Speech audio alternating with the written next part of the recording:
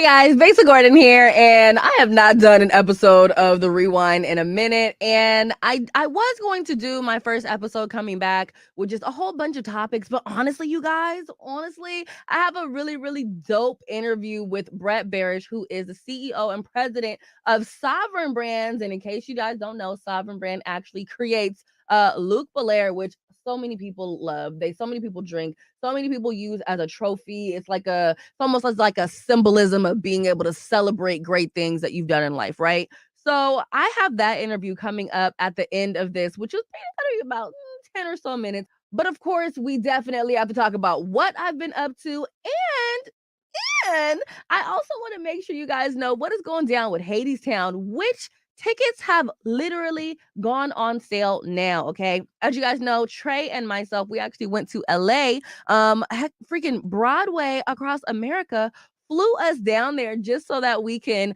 be there for opening night and interview all of the actors. If you guys have not seen a clip of Hadestown, here is a clip for you. All aboard! Go! Way down, ladies down, way down underground.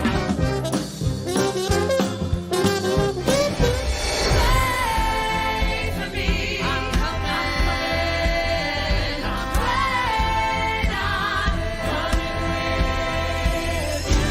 echoing my song, I'm coming.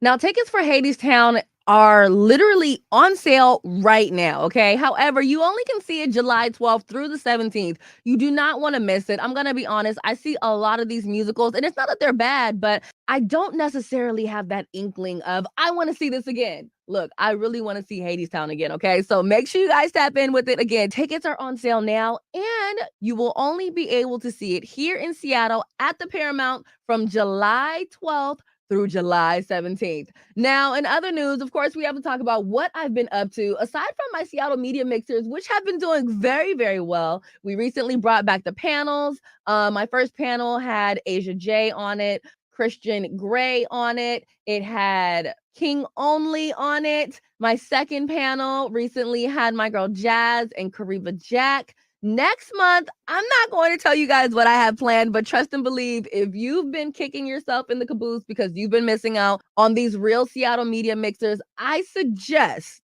that if you are an influencer and you're trying to work with brands, you don't miss this one. And speaking of my media mixers, quick shout out to my sponsors. Obviously, we have Converge Media, which just because I'm over here at Converge doesn't mean that Converge has to be a sponsor of the things that I do.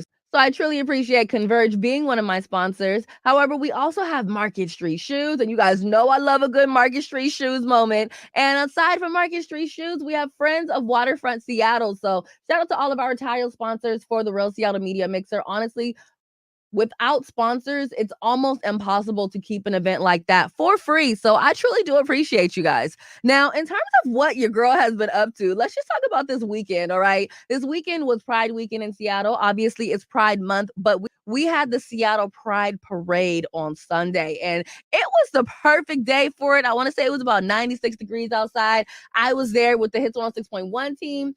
And we just lived our best lives. Yes, that was me riding around on a scooter because honestly, I just felt like if I'm going to be in 95-degree weather, walking through a parade with no umbrella so I can have a little shade, I might as well have a little extra fun and roll around and get a little extra wind in my hair. You know what I'm saying? Now, afterwards, of course, I ended up going over to Seattle Center for the actual festival, and there were so many people there, you guys. I'm not going to lie. When I first got there, I was like, oh, I'll just give myself a little glass of wine and then I'll head on home.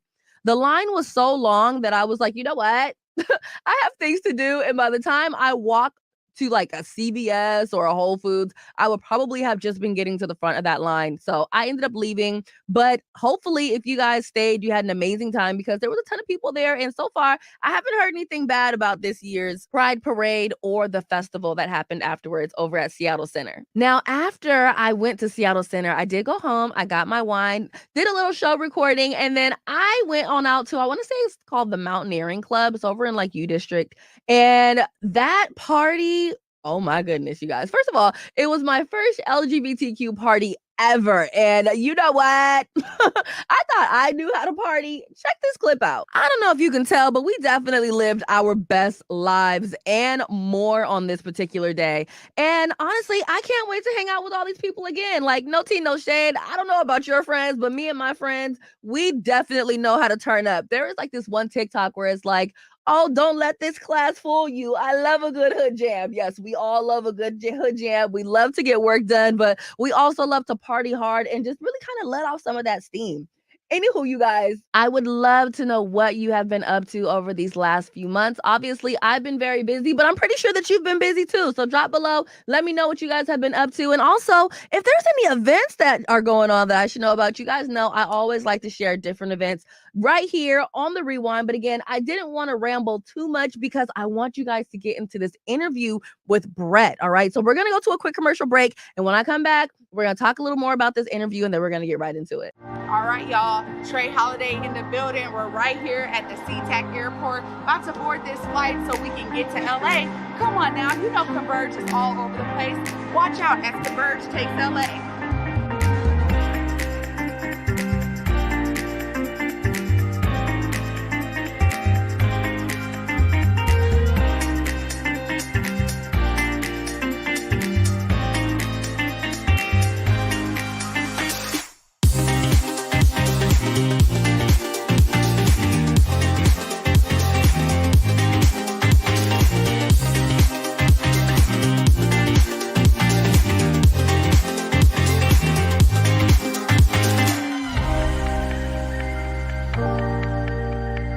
They told us they wasn't going to disappoint. They did not disappoint at all. It was a vibe. I almost cried, Yeah. but I want to see this again. This was good. It was that good. Hey there, it's Trey Holiday. And of course, Besa and I had to take a trip back to Market Street Shoes to grab some items. They always know what to show us. And let me tell you, we both spent quality time to be sure we collected some amazing additions to our wardrobes. They have some of the most unique bags, shoes, and accessories. I mean, the whole shebang. It's always a good time when I get to shop with my girl Besa. Make sure you go check out Market Street Shoes, y'all, and you too can walk out with some dope gear.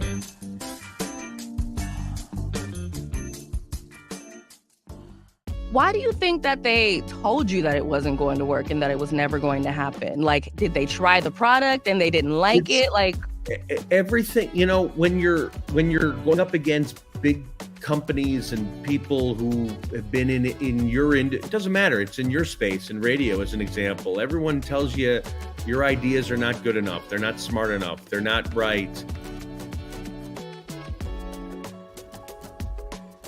There's a saying I just sent to my whole team that I read on the back of a tag that a clothing designer friend, Kid Super, has. If your idea doesn't work, you're crazy, and if your idea works, you're a genius. No, go for it. Just go for it. Go for it. Go for it. It works.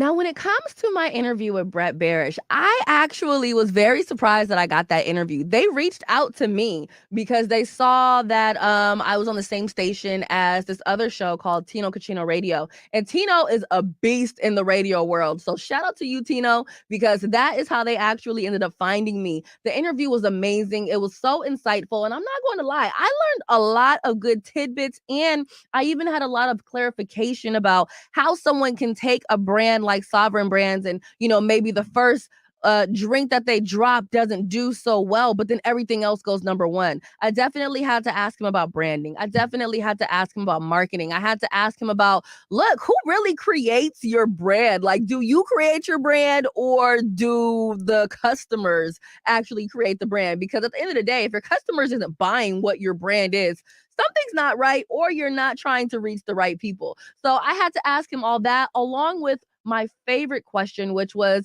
you know, he kind of said something along the lines of, because he was trying to do what other people were doing and it wasn't true to himself, his brands were failing. So of course I had to ask him, look, now that your brands are doing well, do you think that it's because you actually found yourself? So, look, I want for you guys to get into this juicy interview that I did with Brett Berish, who happens to be the CEO and president of Sovereign Brands. Make sure you get that pen and paper out because trust and believe you're going to want to take some notes.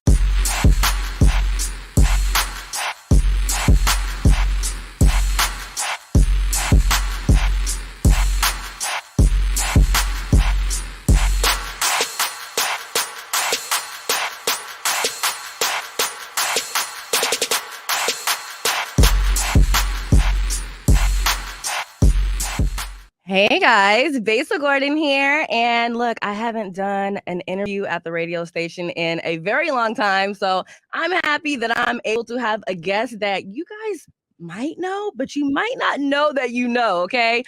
Right now, I have Brett Berish with me. In case you don't know, he is the president and CEO of Sovereign Brands, which, as you can see, look, he owns a lot of things that you guys already drink. Welcome, Brett. Thank you, Besa. Thank you for having me on, and my family who's right to your left. Your family is very, very nice and very welcoming. They're very inviting. So, okay, let's start with Sovereign Brands. Yep. It's such a cool name. Where did the name for your brand actually come from? My mom named it. Really? My mom named it. She said, "Why don't you call it Sovereign?" And it's the reason she came up with the name was my grandfather. Her father had a company or a brand called Sovereign, and I didn't even know what the hell it meant. And she's like, "It's a perfect name for you." And I went and I looked in a dictionary and it means to be on your own. It's like an island. Do your own thing, and it was perfect. And my mom comes up with great inspirations for me that I leverage all the time. And this is one of them. So, you literally have the number 1 sparkling champagne right about now. Like, there's no one that has at least not seen this bottle Bel Air, baby. in their life, okay? And this is your flagship brand. So, can you tell us a little bit before we even get to the flagship brand? How did you get to creating that flagship brand? Like, what brought you into spirits? Well, let me just first say, you just hit it on the head. And Bel Air is now the #1 single volume champagne brand in the United States. It's amazing. And I don't say that boasting. I say that for anybody who's out there listening. All my brands have one thing in common, Besa, and that's everyone told me you can't do it. It's not going to work. It's never going to happen. And look what's happened. So it's a great position to be in. Why do you think that they told you that it wasn't going to work and that it was never going to happen? Like, did they try the product and they didn't like it? Like everything, when you're going up against big companies and people who have been in your it doesn't matter. It's in your space, in radio, as an example. Everyone tells you your ideas are not good enough. They're not smart enough. They're not right. For Bel Air, we launched. They're different. This is a different product. We launched in the champagne category. You start with a Brut, which is everyone's main line, and then you come out with a rosé and a demi, second a blanc de blanc. And we wanted to start with rosé, and they said, "Don't do that. It's never going to work." And then we said, "We're going to put it in a black bottle." And they said, "Don't do that. You can't see the liquid." And then they said our price point was wrong and we wouldn't sell anything. Now we're the single biggest brand. Our rum, Bamboo, don't do it. Premium rum's not a thing. Now it's the single biggest premium rum brand in the United States. It's probably the biggest in the world. It's just, it's different. Everything is always different. There's a saying, I'll give you an example, a great one. There's a saying I just sent to my whole team that I read on the back of a tag that a clothing designer friend, Kid Super, has. And the saying, oh, wait, hold on. The saying is, can I tell you? Absolutely. Wait, it is, if your idea doesn't work, you're crazy. And if your idea works, you're a genius. Go for it. Just go for it. Go for it. It works. It's interesting that you said, if it does work and if it doesn't work, because I had a question for you. I'm going to skip around a little bit. Has there ever been a time in this career where you've done something, you thought it was a great idea, you thought you planned it out perfectly, completely tanked, but it actually ended up teaching you an amazing lesson that you would have never learned had you not tanked? Besa, my first brand is that. My first brand, which doesn't exist today. Nothing was wrong with it. It was a great product, great story, great everything. But I was young and naive, and everything I'm saying now, I didn't do back then. So I didn't trust my instincts. And when someone told me to change something, I'd change something. I try to be like the big companies and try to act like them. I wasn't me. And literally my entire success, my entire company's existence of being successful is based on all the failings, and that's not a bad thing, of that first brand, that first 6 years. And now 14 years, 13 years later, I'm still doing everything based on the mistakes I made in those first 4, 5, 6 years, everything. Wow, wow, wow. And everyone is always so afraid to make a mistake. But yet it's like, how do you know? How do you learn if you're just always doing things perfectly? Correct. It's like, well, in the music space, I'll give you an example, and I've learned this, and it taught me a lesson. In the music space, I'm sure you've done this. If you ask any artist what their #1 commercial hit was, they'll tell you. If you ask them, did you think it was going to be successful? They'll say no. Didn't like the song, didn't think it would ever do that. And that teaches me the same lesson I teach everybody. You got to throw it out there. You got to try things because you don't know. If you overanalyze it and overthink it and overdo it and overplan it, it doesn't work. Just let it go. If it doesn't, and again, this was my mistake early on. I overthought it, overplanned it, overdid everything, stuck to everything I believed in. And you know what? Sometimes not having a plan is a great plan. I love that because I even feel like in my life I've planned things, and I have an event called the Real Seattle Media Mixer where I bring in media professionals and business owners for networking. And there was 1 month where I had like 20 people come, and I was annoyed, but at the same time I was able to be like, okay, what did you do wrong here? And Correct. how can you fix this? And to where the next month I had over 150 people that came because I just really sat down with myself and I was realistic. Like, you didn't do this right. Yeah, and to me, and again, I treat everything as you can justify anything. You could have justified it and said, you know what, we did well, and it really worked. But the key is don't justify it. Rip it apart. Figure out what can I do? What can I do different? How can I do it better? So I don't ask like, what did we do good? I ask, how can we do it better? And that's how I think. But it's all getting back to your question earlier. It's all based on, I make mistakes. I try things. I tell my team all the time, try things. Don't, what my brother says this, what'll get you fired at any other company will get you promoted at ours. And that's really what it is. Because a lot of times these other companies are like, I don't want your ideas. But a company like yours, just with the way your energy is in general, I feel like you would rather your people give you ideas and be like, hey, maybe we could do this a little bit better, rather than just being like, meh, stay in the corner. Correct. And it's the same thing in the space that you know so well, which again, going back to music, it's one of the reasons why we're so active with all our brand ambassadors and all the people we work with. We want people, it's based on energy and excitement, and they don't have to be the biggest in the world. They're just be genuine and be authentic. And, when we had Post Malone, when he had one song, we had G Herbo before anybody knew him. We had A Boogie. We had all these people that we just loved and believed in. And that's just as good as having a Rick Ross or a Khaled or a Wiz or a Wayne, meaning it's neat to be their early days. But that's differently. Now, when you say the all of the artists and the influencers that you believe in, is it really just a matter of energy and enjoying the brand is what you look for when you pick out the different people to collaborate with? There's no question, and it's come from, again, learning what to me is all organic today. It's not based on data and look at who's hot today and look at the statistics and who's following who. We want to build a relationship with that person. If that person, it's like a marriage to me. you don't marry somebody day one. You build up to something. Yeah. And that's what I want with these relationships. I want them to last a long time. I want them to be in place. Once you know somebody really well, you know what works with them, you know what doesn't. And the same thing with us. And I do, however, need that energy. I need people who love our industry and love entertainment and are not afraid and put themselves out there, have a big freaking chip on their shoulder. They got something to prove.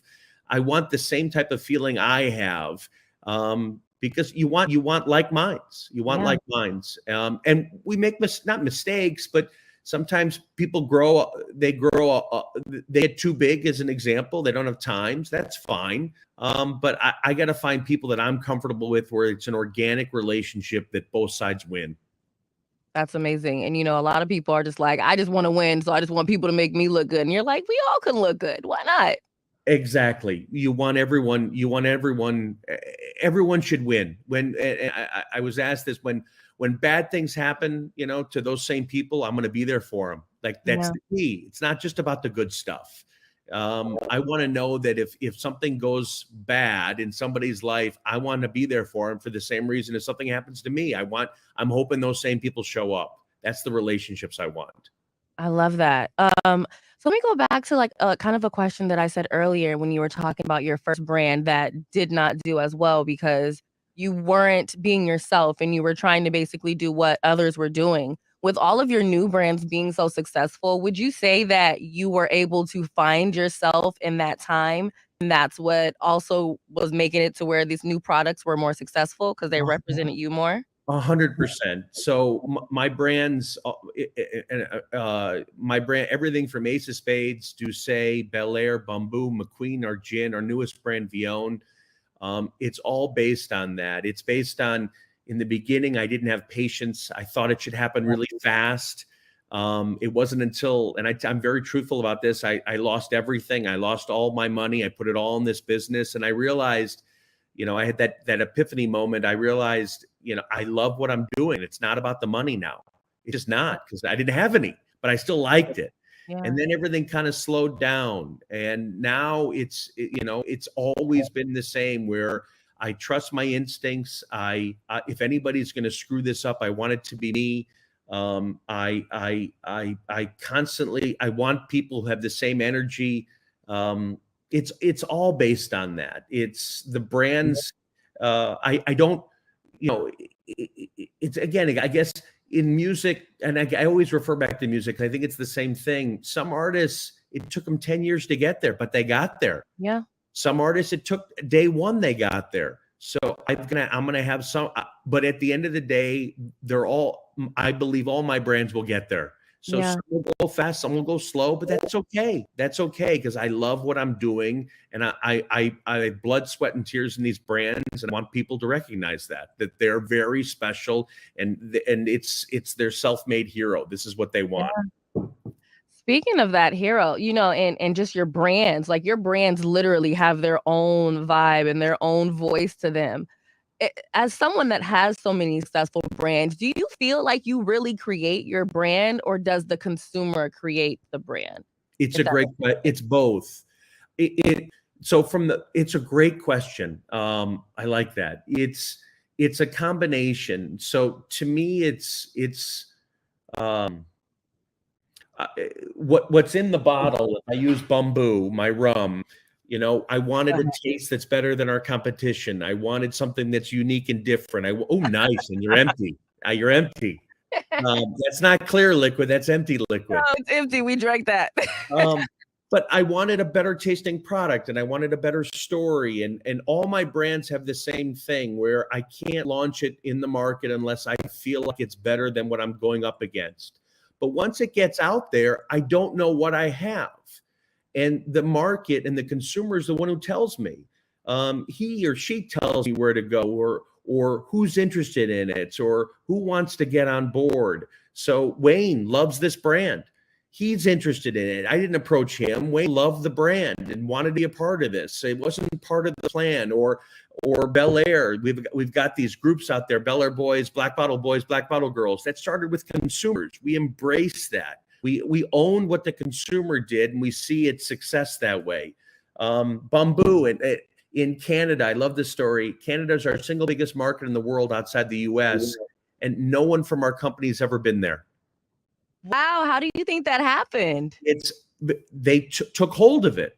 And so to me, some people, I want to embrace that's the key to life. Embrace your fans, embrace your consumer, whoever they are, no matter where they come from, no matter who they are, embrace them. And because I'm embracing that market, I'm saying, okay, you like me, I like you. Let's go do something and let's keep feeding that. In the country of Latvia, which I had to look on a map to see where it was, we're the fastest growing brand in the whole country. It's not like they're a rum market, but I embraced it because they love the brand. And if you do that, you can always win. I love that. Now, I remember this one's empty also, but Yep. Love that. you have a poem back here. Can you tell us a little bit about this poem and what made you decide to put that back there? So this is McQueen and the Violet Fog. It's our gin. It's amazing rating, amazing gin from Brazil, little town called Jundiaí outside of São Paulo, 21 different botanicals. There's this poem. I think we're the only brand in the world to have a poem on the bottle. And there's two, what do they call it? Stanzas, and there's 4 total if you go on the website, but there's 2 on the bottle. And it's about this rock and roll band called McQueen and the Violet Fog. And that's the brand. It's got, like you said, Besa, every brand has got a story to tell. And this one's kind of this dope ass rock and roll band. It's got this eye in the crown, which is kind of like the Illuminati.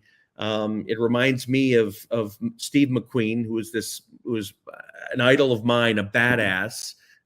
It's just a cool brand, and all my brands have stories to tell. And this one is a rock and roll story that it's its vibe. Speaking of stories, when I did my unboxing, I only put it on TikTok, but when I pulled this one out, I was like, this bottle. Oh, thank you. Your liqueur. Can you tell us a little bit about the liqueur and also the logo? Like I'm like born the year of the snake, so I seen that and I absolutely got excited. So this is my youngest child. It's called Vion. It was just launched last year. It competes. If you like cognac, you're gonna freaking die over this. If you like Remy, Hennessy, Cavassier, anything, you're gonna love this. It's called Vion. It was named after Francois Vion, who was 14th century French poet who was an iconoclast. He went against the grain. He was a Renaissance man. He was different. He was ultimately killed by a monk with a dagger. The sword and the snake represent the brand. It's just a cool brand, and it's you don't even need to mix it. You could just drink it on its own. But it's a great. Have you tried it yet? I haven't opened it yet. These 4 have not been opened yet. Well, you'll get there. But what's so crazy about your gin is I usually do not like gin, Yep. but I was like, you know what? Just looking, first of all, the bottle is heavy. Yeah. Okay. So it's like the bottle is quality. I've never seen a cork like this. That's quality. And the logo just really was like, wow, like this is gonna be a moment. So I tried it. And then I added like a little spritzer water to it with some ice. And I was like, wait a minute. And you're my favorite type of consumer because I love changing the habits of consumers. Somebody who says, I don't like gin, I don't traditionally drink gin. It's a great brand. And you notice things that are very cool to me and important. The top is actually weighted. I want things to feel expensive. Ultimately, I hope you don't throw out the bottle when it's empty. You want to do something with it. Oh, I'm not. I'm putting it on it. But even other, you mentioned the consumer, do they dictate? I was with Wiz Khalifa, who's a huge gin fan, and he's like, Brett, I love your gin. Let's do shots. I'm like, shots of gin? I've never done that. And I did a shot, and I love it's. Everyone should be doing gin shots. Forget tequila, do gin shots. It's amazing. I did a gin shot, and tequila, it can really hit you at the back of the throat. But this, I was like, wait a minute. I did not expect anything. It's amazing. Do gin shots all day long. So But I got some great brands and hopefully some more coming. So we're just getting started. I'm excited about that. Now there's one more. It's a blue one. Do you Ooh. plan on creating another one of these? Bel Air Blue. So this is, I got my own here. Bel Air Blue was meant to be, if you ever look at the bottle, everybody, it says limited edition on it. And this is one of those examples of that my trade thought we were nuts to do something like this. And I wanted to do this. It's the single hottest brand in the US, probably. It's hard to find. It's amazing. So at this point, we're going to keep this. This is now our 5th cuvee, part of the Bel Air family. But right now we're focusing on these 5 cuvées because we got it all right now. So, I would love to know, like let me see if I can find it. Here it is. I seen an interview. I can't remember what it was, but when I do edit of this, I'm going to clip it in there because the quote was amazing. You said it's about, can you do what you want to do? That's the goal. Can I do what I think about? Can I do what I want? I'm curious to know how Brett manifests his thoughts, dreams, and overall visions into reality. Bess, I wish I could tell you it's something that's always been ingrained. It's not. I'm a work in progress. I'm still, everything you just said is my goal, and I'm trying to achieve that. It's been a process, a 20-year, more than 20. I was the kid who unfortunately didn't know what he wanted to do. And that sucks to position to be in, but it had lots of ideas, which is even worse because then you don't know what to do and you don't pick any. I found something I loved. And what I realized is I will always have more ideas, but the goal is to be successful what I'm currently doing, which allows me to do more. And that's what I want to do. I want to keep doing, as long as I've got a new idea and that product is better than the competition, I want to get it out because I want to see myself if we can make it work. I like that you said competition because, I know a lot of people, they have this saying of there is no competition. You are your competition. And I personally do not agree with that, but I would love to know your thoughts on that as someone with a whole lot of successful brands. And you're like, look, I don't want to do what everyone else is doing. Yeah, I sent an email to my team saying, say the quiet part out loud.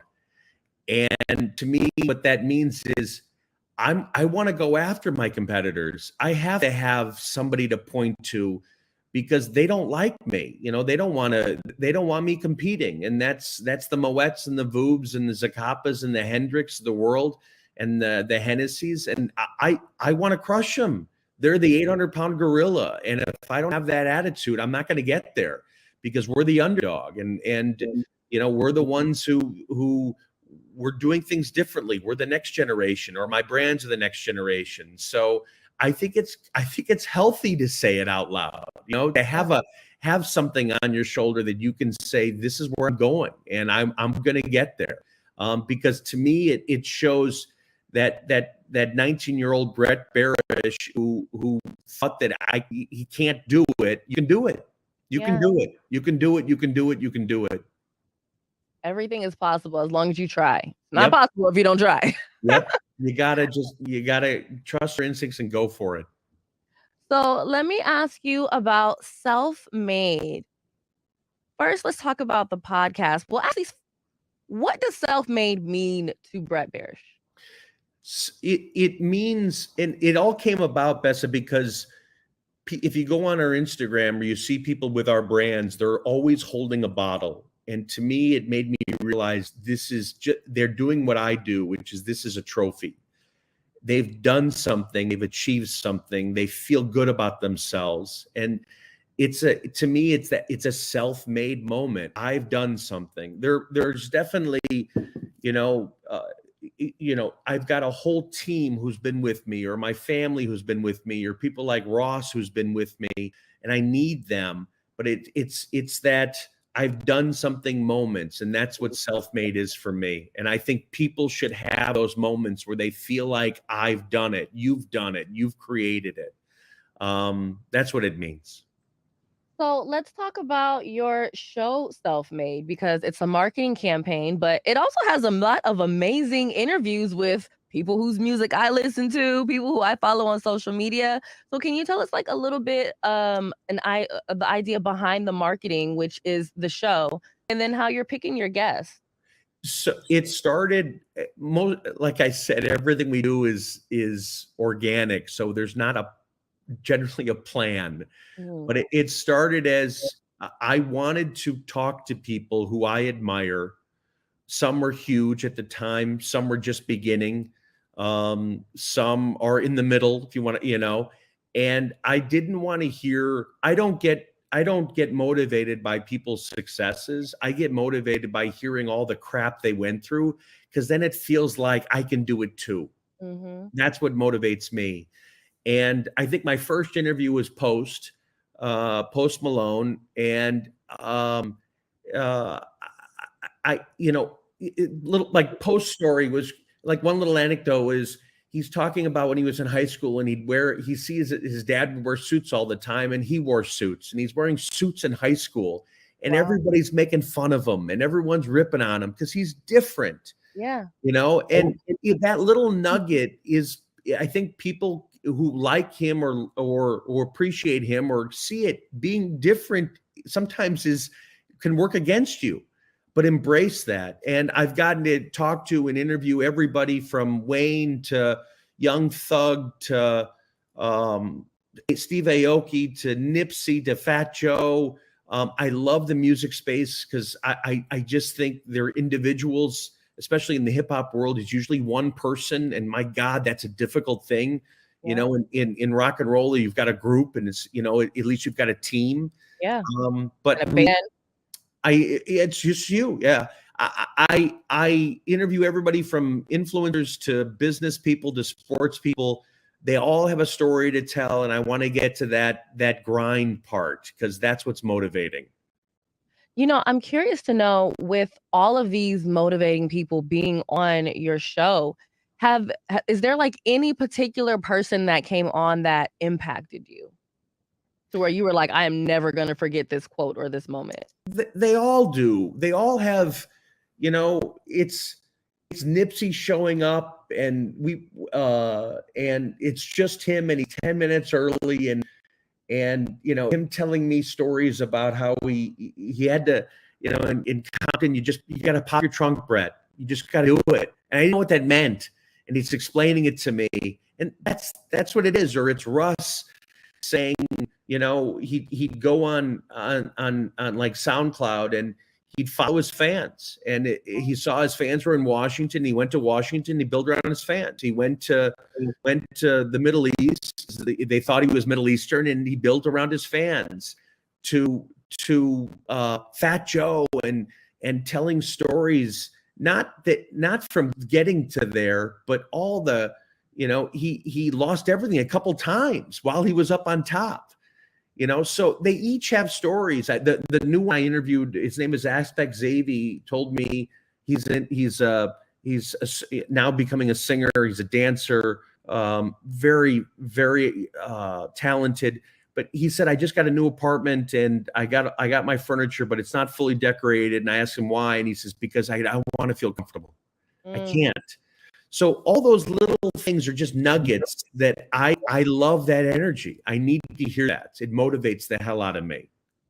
I love it. And it's like, it's always great when you see people that are in such an amazing place in their career and in their business. And it's like, I can still be motivated. You know what I mean? I can still learn. I can still be inspired. Like that's an amazing quality to have. But it's also fun because, I think if you ask that question to people, I'm sure you have, would you change anything? Right? Mm-hmm. 99% of the time they say no, Yeah. And I remember interviewing Tyrese and I asked him that. He said, hell yeah, I'd change everything. It sucked.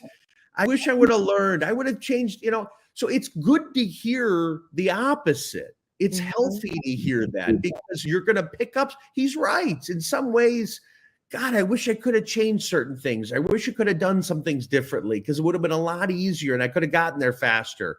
But I think also that side's healthy to hear. Mm-hmm. especially in like a world of social media where everything is so perfect and it's, Yep.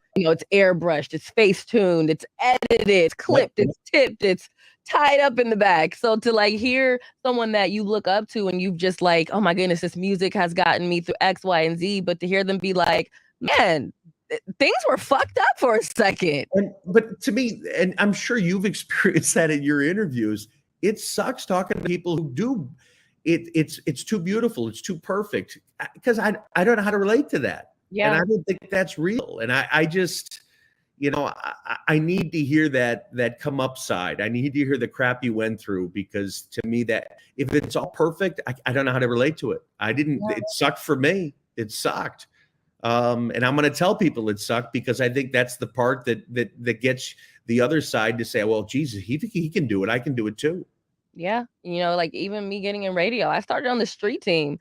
I told everybody I started out slanging tents, freaking handing out tickets and stickers. And now I'm in 5 cities. I'm on the Recording Academy board. Like I'm doing a lot of good stuff now. And that's self-made. And that's self-made. That's getting the crap done, doing it yourself. You had to start somewhere. It's not easy. And you keep parlaying that and building that, and you get to do more and more. And that's the goal. Yeah. Let me ask you this before I let you go. Which of your products do you prefer to wind down with on a Friday night? Oh, good question. I've said this before, I'm a mood drinker. Mhm. I don't drink based on the food. I don't drink based on the time. I drink based on what I'm feeling. What's that emotion? What's going on? What I feel like. Right now I'm doing Vion. We call it the Billionaire, which is half Vion and half bamboo cream, which is our cream-based rum, and I mix the two. We call it the Billionaire. And Besa, as an example, a consumer told us that was their idea. They mixed it, called it a Billionaire, and we said we love it. We're going to start using that as our own recipe. And that's one of you like adapting what your consumers like and bringing it in and Follow accepting the it. consumer. Exactly. Follow the consumer. They're much, much smarter than you'll ever be. And then they'll literally tell you, this is what I like. This is what I don't like. Yep. And it's great. I mean, they're your fans. So you got to learn about them and appreciate them and see what they do with it, and you can figure it out. And again, it's interesting. If you look at our social media, we have more followers than most all liquor companies. That's because to me, we're connecting with people, and we're bringing them into our fold. They're bringing us into their fold, and we're gonna hug them right back.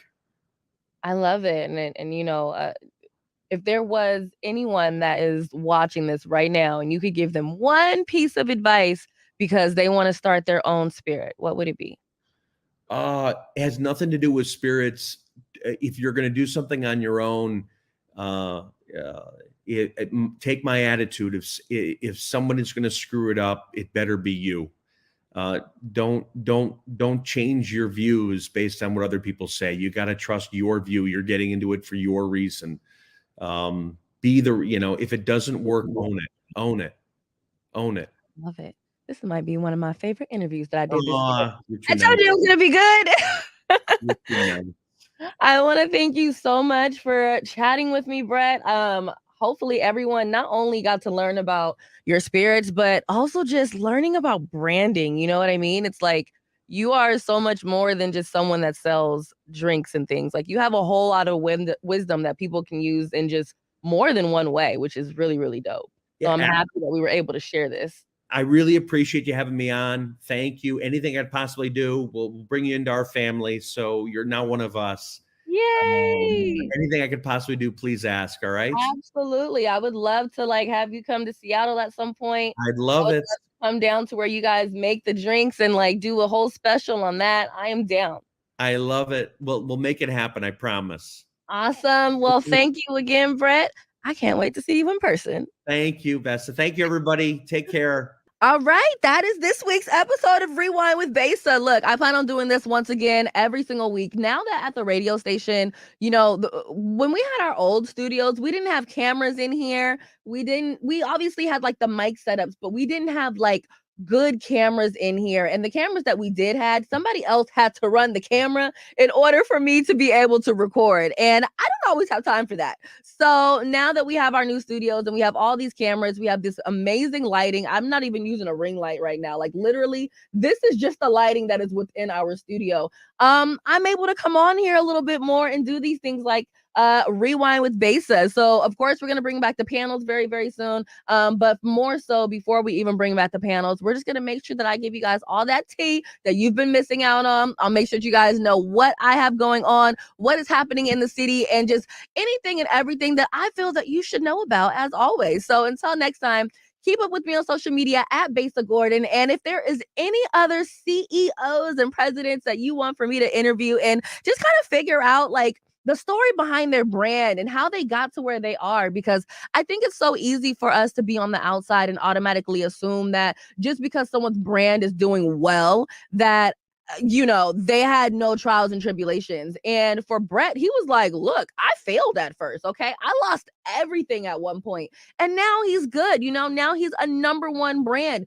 You can't really go anywhere in terms of, watching music videos these days and not see a Luke Bel Air bottle somewhere in there. It's a status symbol in terms of like drinks these days, which is crazy, but it's also amazing because somehow, some way, he was able to build that brand and he was able to really understand what his audience wanted and needed. So yes, you guys, I cannot wait until we come back. Again, if you have anyone that you think I should interview and pick their brains and figure out how they built their brand and how they just built maybe even themselves, because influencers, we are brands too, and we are also businesses, and we have to build ourselves up too. So again, until next time, I will talk to you guys a little bit later. And of course, have an amazing rest of your day.